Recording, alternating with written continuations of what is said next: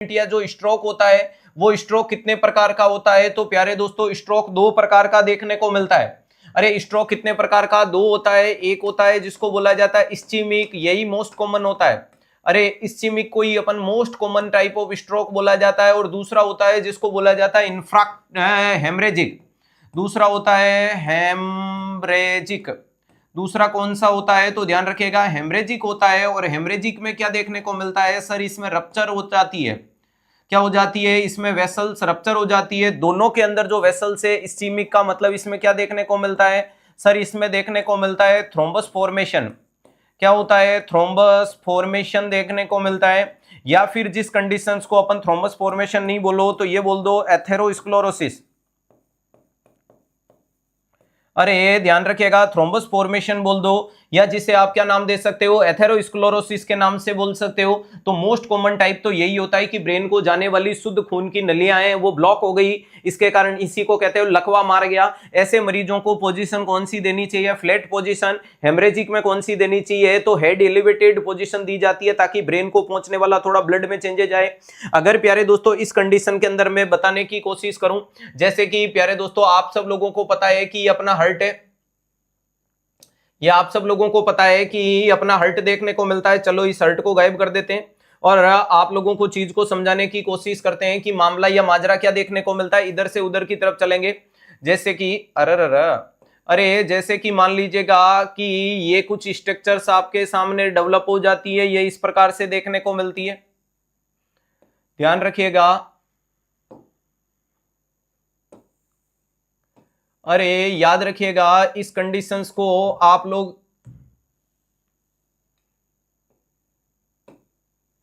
ध्यान रखिएगा। ये इस प्रकार से कोई कंडीशन आती है, इसको बोला जाता है लेफ्ट एट्रियम, इसको बोला जाता है लेफ्ट वेंट्रिकल। तो मुद्दे की बात है कि लेफ्ट वेंट्रिकल से निकलने वाली बड़ी ब्रांच का नाम होता है एओर्टा। एओर्टा जब जो है प्यारे दोस्तों ऊपर की तरफ उठ करके जा रहा है जिसको बोला जाता है आर्च ऑफ एओर्टा, और जो नीचे आ जाता है उसको बोलते हैं डिसेंडिंग एओर्टा। तो ध्यान रखिएगा इसी एओर्टा को आपको एकदम चमकदार बता दिया। ये आपके सामने एओर्टा देखने को मिलता है। वेरी इंपॉर्टेंट चीज है कि प्यारे दोस्तों लेफ्ट वेंट्रिकल से जो ऊपर की तरफ उठ रहा है वो एओर्टा होता है। और एओर्टा कहां पे कर्व होता है? ध्यान रखिएगा। अगर मैं आपके सामने ये बॉडी स्ट्रक्चर बना दूं कि ये कोई मरीज है, अरे ध्यान से समझने की कोशिश कीजिएगा कि ये कोई आपके सामने मरीज है और इस मरीज के अंदर मान लीजिएगा कि ये तुम्हारा हार्ट है। अरे ध्यान रखिएगा अब ये जो एओर्टा, अरे ये निकला, लेकिन निकलने के बाद जो ऊपर उठ रहा है असेंडिंग, लेकिन असेंडिंग कहां तक होता है? तो याद रखिएगा हमारे बॉडी में यहां पर एक जो ब्रेस्ट बोन के नाम से बोला जाता है जिसका नाम है स्टर्नम। अरे जिसका नाम क्या निकल के आता है? स्टर्नम निकल के आता है। वेरी इंपॉर्टेंट चीज है। और ये रखिएगा ये स्टर्नम के पास में जो स्टर्नम के अंदर जो लाइन होती है जिसको बोलते हैं स्टर्नल एंगल। स्टर्नल एंगल का मतलब स्टर्नम को तीन भागों में बांटा जाता है, एक मेन्यूब्रम, दूसरा बॉडी और तीसरा जिफॉइड। अगर मैं स्टर्नम को बताऊं तो स्टर्नम तीन हिस्सों में बांटा जाता है। ध्यान रखिएगा इस प्रकार से देखने को मिलता है। अरे तीन हिस्सों में स्टर्नम बांटा जाता है। ऊपर वाला कहलाता है मेन्यूब्रम, दूसरा वाला कहलाता है बॉडी और तीसरा वाला जिफॉइड। तो याद रखिएगा ये जो मेन्यूब्रम और बॉडी के बीच में जो लाइन खींचते हैं इसको बोलते हैं एंगल ऑफ लुईस। अरे इसको क्या बोलते हैं? एंगल ऑफ लुईस या लिवाइस एंगल बोला जाता है, या इसी को बोलते हैं एक्सटर्नल एंगल। यहां पर प्यारे दोस्तों आर्च ऑफ एओर्टा जाके घूमता है। यहां पर जो घुमाव होता है उसी को कहते हैं आर्च ऑफ एओर्टा। ऊपर तो ये चली जाएगी और वापस जो नीचे आ जाएगा वो हो जाएगा डिसेंडिंग एओर्टा। तो वेरी इंपॉर्टेंट चीज है, क्या आप लोगों को समझ में आया what is the correct location of arch of aorta? तो बोलना एट द एक्सटर्नल एंगल। अपने छाती के आगे लगी हुई इस हड्डी को पहचानो। ऊपर है मेन्यूब्रम, बीच है बॉडी, नीचे है जिफॉइड। ये रहा मेरा हर्ट, हर्ट से उठ करके ये ऊपर उठ रहा है, ऊपर जा रहा है वो असेंडिंग एओर्टा। लेकिन ये घुमाव कहां हो रहा है सर? ये देखो ये पेन जो दोस्तों मैंने रखा है ये एक्सटर्नल एंगल पे रखा है, यहां पे घुमाव देखने को मिलता है। तो हमारा जो आर्च ऑफ एओर्टा होता है जिसको एंगल ऑफ लुईस या एंगल ऑफ लिवाइस बोला जाता है या एक्सटर्नल एंगल बोला जाता है, वहां घूमता है। और प्यारे दोस्तों अगर मैं बात करता हूं कि ये मान लीजिएगा कि आप लोगों का आर्च ऑफ एओर्टा ये इस प्रकार से घूम गया। अरे ध्यान रखिएगा, और इस आर्च ऑफ एओर्टा को याद करने का तरीका है बीएससी। अरे ध्यान रखिएगा बीएससी का मतलब देखने को मिलता है राइट हैंड साइड में जो ब्रांच आती है उसका नाम है ब्रेकियोसिफेलिक आर्टरी। राइट साइड में जो ब्रांच आती है उसका नाम है ब्रेकियोसिफेलिक आर्टरी।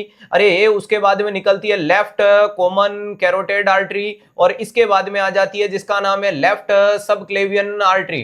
तो प्यारे दोस्तों ध्यान रखिएगा, यहां पर कंडीशन को मैंने क्या बयां कर दिया, राइट हैंड साइड में जो ब्रांच निकली उसका नाम है ब्रेकियोसेफेलिक आर्टरी। समय का अभाव है, शॉर्ट फॉर्म बोल रहा हूं, आप फुल फॉर्म लिख लेना। तो ध्यान रखिएगा बी एस, अरे अगर इनको हाईलाइट करोगे याद करने के लिए तो देखो ये रहा बी, अरे ये रहा एस और ये रहा सी, कुल मिलाकर के याद रखिएगा बीएससी जिसे बोल सकते हो। ये जो राइट साइड में ब्रेकियोसेफेलिक आर्टरी निकली है, राइट साइड में ब्रेकियोसेफेलिक आर्टरी निकली है, लेफ्ट में दो ब्रांच निकली है, लेफ्ट कॉमन कैरोटिड और लेफ्ट सबक्लेवियन। अब प्यारे दोस्तों ये जो लेफ्ट सबक्लेवियन वाली ब्रांच है ये तो आपके अपर आर्म की तरफ चली जाएगी। लेफ्ट सबक्लेवियन कहां चली जाएगी, अपर आर्म की तरफ चली जाएगी। कोई समस्या है क्या? नहीं। अब जो राइट ब्रेकियोसेफेलिक है इससे भी ब्रांच निकलेगी, एक है राइट सबक्लेवियन और दूसरे नंबर पे, अरे ध्यान रखिएगा, एक ब्रांच निकलेगी राइट सबक्लेवियन और दूसरी निकलेगी राइट कॉमन कैरोटिड। एक इससे ब्रेकियोसेफेलिक की ब्रांच क्या निकल रही है, राइट सबक्लेवियन आर्टरी, और एक निकलेगी राइट कॉमन कैरोटिड आर्टरी। तो राइट ब्रेकियो जो राइट सबक्लेवियन है वो फिर से आर्म को चली जाएगी, कौन सी साइड को, राइट आर्म को। लेफ्ट सबक्लेवियन किसको चली जाएगी, लेफ्ट आर्म को चली जाएगी। लेफ्ट सबक्लेवियन लेफ्ट आर्म को चली जाएगी, राइट सबक्लेवियन राइट आर्म को चली जाएगी। लेकिन ये दोस्तों जो कॉमन कैरोटिड होती है, ये कॉमन कैरोटिड आगे जाकर के बाइफरगेट हो जाएगी दो ब्रांचों में।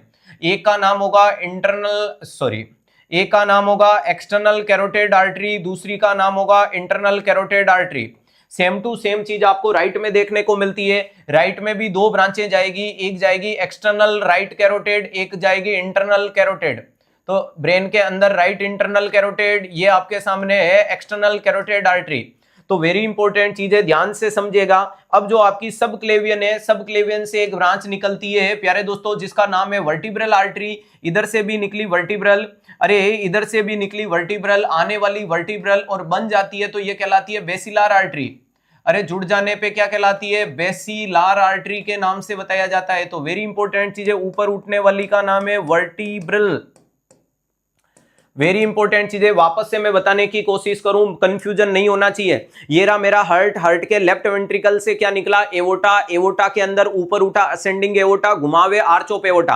आर्च ऑफ एवोटा की तीन वेसल्स है, तीन वेसल्स के अंदर राइट हैंड साइड में ब्रेकियोसेफेलिक आर्टरी, लेफ्ट साइड में दो है, लेफ्ट कॉमन कैरोटिड और लेफ्ट सबक्लेवियन। लेफ्ट सबक्लेवियन करेगी लेफ्ट हैंड साइड के हाथ को, जो राइट के अंदर जो ब्रेकियोसेफेलिक थी उसकी ब्रांचें हैं दो। कौन सी दो ब्रांचें देखने को मिलती है, तो एक बनेगी इसकी आगे जाके राइट सबक्लेवियन जो राइट हाथ को करेगी, और दूसरी निकलती है राइट कॉमन कैरोटिड। अब प्यारे दोस्तों जो कॉमन कैरोटिड है लेफ्ट और राइट, ये आगे जाके दो में ब्रांचों में बाइफरगेट होती है, इंटरनल कैरोटिड और एक्सटर्नल कैरोटिड में देखने को मिलती है। चंद्र प्रकाश बेटा सब पढ़ा दूंगा, टेंशन मत ले, जितना मैं पढ़ा रहा हूं उसको पढ़ने की कोशिश कर। वेंटिलेटर पार्ट 2 क्लास कब आएगा, सब आ जाएगा, धमाकेदार आ जाएगा, तू पढ़, अभी इसको पढ़। तो ध्यान रखिएगा दोनों की दोनों एक्सटर्नल इंटरनल, तो राइट एक्सटर्नल राइट साइड के फेस को, लेफ्ट एक्सटर्नल लेफ्ट साइड के फेस को, और राइट और लेफ्ट जो इंटरनल कैरोटिड आर्टरी है ये दोनों की दोनों जाएगी किसको, ब्रेन की मेजर ब्लड सप्लाई के अंदर कंसिडर्ड होगी। अरे ये खुद को कहां ले जाएगी, ब्रेन की मेजर ब्लड सप्लाई की तरफ ले जाएगी। ये वाली भी खुद को कहां ले जाएगी, ये वाली भी खुद को कहां ले जाएगी, ब्रेन की मेजर ब्लड सप्लाई की तरफ ले जाती है। तो कुल मिलाकर के इंटरनल कैरोटिड आर्टरी होती है वो ब्रेन की मेजर सप्लाई बनती है, एक्सटर्नल कैरोटिड आर्टरी होती है वो बाहर की सप्लाई बनती है। अब जैसे ही प्यारे दोस्तों ये वर्टिब्रल आर्टरी उठी सबक्लेवियन से ऊपर जुड़ गई, उसको बोल दिया बेसिलार आर्टरी। और आपको कई बार सवाल पूछा जाता है कि nasal suctioning contraindicated in which type of head injury, तो अपना जवाब जाता है बेसिलार स्कल फ्रैक्चर। बेसिलार स्कल का मतलब खोपड़ी सर की, और उसका बेस अगर फ्रैक्चर हो चुका है तो नाक के घुसोगे तो खोपड़े को सक्शन कर लोगे, तो ऐसा बचाव किया जाता है। नेक्स्ट प्यारे दोस्तों अगर मैं कंडीशन को बताने की कोशिश करूं, अगर प्यारे दोस्तों ये इंटरनल कैरोटिड अब ब्रेन में बनता है हेक्सापोलर। प्यारे दोस्तों हेक्सापोलर का मतलब यहां 6 प्रकार की ब्रांचें आएगी, 3 राइट में आएगी, 3 लेफ्ट में आएगी। इसका नाम है पोस्टीरियर सेरिब्रल आर्टरी, इसको बोलते हैं मिडल सेरिब्रल आर्टरी, इसको बोलते हैं एंटीरियर सेरिब्रल आर्टरी। और ये जुड़ी रहती है किससे दोस्तों, कम्युनिकेटिंग आर्टरी से जुड़ी रहती है। अरे किससे जुड़ी रहती है, कम्युनिकेटिंग आर्टरी से जुड़ी रहती है। तो आज भी अगर आपसे पूछे ब्रेन की मेजर ब्लड सप्लाई का नाम बताओ तो आपका जवाब आना चाहिए इंटरनल कैरोटिड आर्टरी गिवन है oxygenated blood to the brain. Clear है। और ब्रेन में जाकर के ये हेक्सापोलर बनता है, हेक्सापोलर का नाम है posterior cerebral artery, middle cerebral artery, anterior cerebral artery, और इसी को कहते हैं सर्कम ऑफ विलीज। बोलो संवरिया सेठ की जय। इसी को आप लोग क्या बोलते हो, तो सरकम ऑफ विलीज के नाम से बताया जाता है। किसके नाम से बताया जाता है? सरकम ऑफ विलीज, जिसे बोला जाता है जो ब्रेन के अंदर जो अपना पोस्ट पूरा का पूरा ब्लड का पिटारा होता है वो देखने को मिलता है। अब दोस्तों या तो आपकी ये इंटरनल कैरोटिड फट जाए तो हेमरेजिक स्ट्रोक कहलाएगा, क्योंकि अगर ये फट गई तो ब्रेन को खून नहीं जाएगा, ब्रेन नहीं जाएगा तो तड़पेगा। मैं जो तड़पूं तो तड़पूं, तुम न तड़पना, क्योंकि तुम जो तड़पे तो मैं मगरूर और मसरूर हो जाऊंगा। या फिर इसमें कोई थ्रोम्बस का फॉर्मेशन हो गया तो भी नहीं गया, तो मोस्ट प्रोबेबली मोस्ट कॉमन तो होता है थ्रोम्बस, बाकी हेमरेज भी होता है, दिमाग की नस फट गई, मरीज की मौत हो गई। समझ में आ गया। और ब्रेन में जितना भी ब्रेन के पोर्शन में डैमेज होगा वो ब्रेन का पोर्शन डैमेज, प्यारे दोस्तों ध्यान रखिएगा, इरिवर्सिबल वाली कंडीशन देखने को मिलती है। क्यों? क्योंकि न्यूरॉन कभी रीजनरेट नहीं होते हैं। तो फिर जब लकवा मार जाता है सर, लकवा मारने के बाद एक बार तो ब्रेन का वो पोर्शन पूरा का पूरा डैमेज हो गया, फिर वो इंसान उस टाइम तो बोलना भूल गया, उसकी याददाश्त चली गई, वो हाथ पैर काम नहीं कर रहे, फिर कुछ समय बाद कैसे करते हैं, तो वो अपने ब्रेन के उसी पोर्शंस का काम किसी दूसरे ऑर्गन को सिखाना शुरू करता है। इसीलिए तो आपको पता है स्ट्रोक या लकवे के मरीज को 0 लेवल से सिखाया जाता है, जैसे कि एक नन्ही सी जान या छोटे से बच्चे को सिखाया जाता है। क्लियर है? ध्यान रखिएगा, वेरी इंपॉर्टेंट चीज है।